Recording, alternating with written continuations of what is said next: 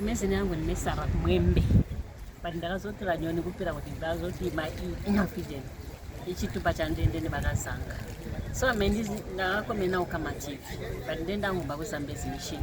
mama angumba kwesava tuza kunolengezi so muzukuru wangu wengwebhisi nguri kuchiswa ule uye musichuma so nale uye musichuma mwana uyu wari kukala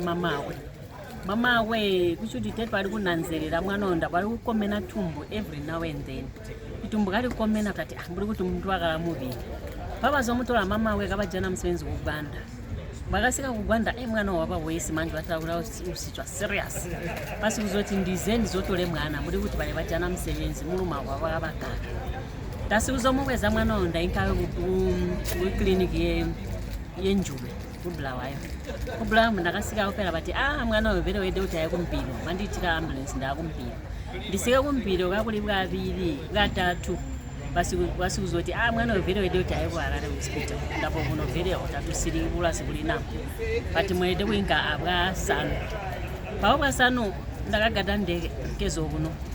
ndakazokuno pamundenge vati pole chishobo nokuno ndati mensikwe kuharare vati pola chitaveni chikakula chichanaku ndati asisi ndakasika ndasika kuharare mushe vakanditambula kavotu ndasika siviri vakanditambula kavotu vakajana varya vatupa chikafu twarya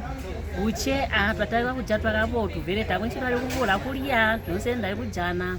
even nsipa kuti yamana twanonga twarembesa twapegwa nsipa siviri twachijana tuye mwana watu akaramba basi kuzoti mwana ule cancer iwe umsichuma so cancer yawe ayakarije enyamfideni tani ekidney enso yakuti mwenzi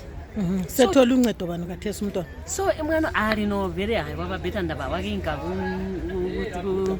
operation yake kugomo so enwasiyala kupera chemotherapy kupera radiotherapy wakachita wakati alinwababhetha vere tachipe problem mbati asiyala ma review yakwe kupera